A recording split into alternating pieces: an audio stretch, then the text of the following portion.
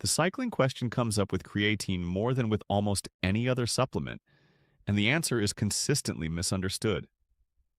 Should you take creatine for 8 weeks, stop for 4, restart for 8? The short answer is no, but understanding why no is the right answer requires understanding what would need to be true for cycling to make sense.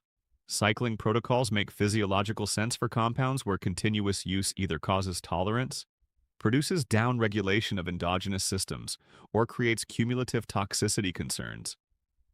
Stimulants are the clearest example. Continuous caffeine use leads to receptor tolerance, meaning you need progressively more to achieve the same effect, and periodic breaks restore sensitivity. Exogenous hormones like testosterone suppress the body's own production, so cycles with recovery periods allow the hypothalamic pituitary gonadal axis to normalize.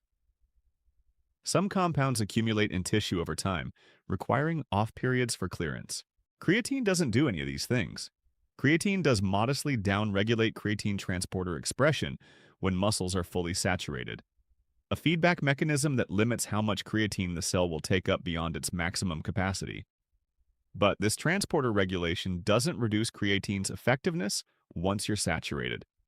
It's the mechanism that keeps you from overfilling, not a sign that the supplement is becoming less useful. When you cycle off creatine, your transporter expression gradually normalizes over the washout period. When you start again, transporter expression rises back to levels appropriate for loading an unsaturated muscle. So, technically, a cycle off does restore transporter expression, but your muscles were already holding the same amount of creatine before and after the off cycle. If you resume supplementation, you just spent 4 weeks below optimal stores for no physiological gain. There is no evidence that periodic off cycles improve any performance marker, increase sensitivity to creatine, or produce any benefit that couldn't be achieved by simply staying on. The studies that have looked at long-term continuous creatine supplementation, some extending to 5 or more years, show no diminishing returns in muscle creatine content or performance benefit.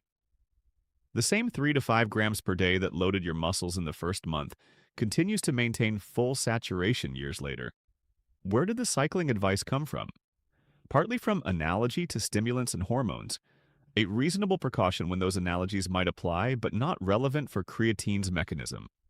Partly from early marketing claims that cycling was necessary for some products, which were carried forward without scientific scrutiny, and partly from the intuition that anything taken continuously might wear off or cause problems, an intuition that deserves scrutiny rather than acceptance.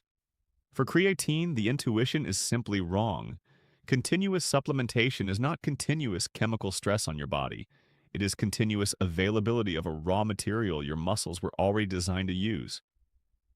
Stay on it, get off it if you need to for practical reasons, but don't cycle it on the basis of physiology. There's a useful way to think about why the no cycling recommendation is so consistent in the creatine literature. The question to ask is, what exactly is being preserved or restored by the off cycle?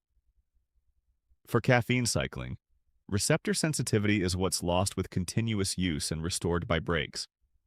For anabolic steroids, endogenous testosterone production is what's suppressed and requires recovery. For prohormones, liver burden is what accumulates and requires clearance. For creatine, nothing meaningful is lost with continuous use, and nothing meaningful is restored by a break. The transporter regulation that occurs with full saturation is not the same as receptor desensitization for a drug. It's a normal homeostatic response to full stores, and it doesn't reduce creatine's effectiveness once you're saturated, because at that point, effectiveness doesn't require more creatine entering the cell. It requires the creatine already there to remain available for phosphorylation. The off cycle, if anything, creates a period of suboptimal stores while achieving nothing of physiological value in preparation for the next cycle. If you want to reduce cost, take a lower maintenance dose. If you want to reduce gastrointestinal load, reduce the dose below the loading range. But if the goal is sustained optimal performance, the off cycle is a detour between 2 points of full saturation with no added benefit at either end. The cycling myth persists because it sounds cautious, not because it's supported by evidence. With creatine, the cautious choice is to stay consistent, not to take planned breaks from a compound your muscles were already designed to use.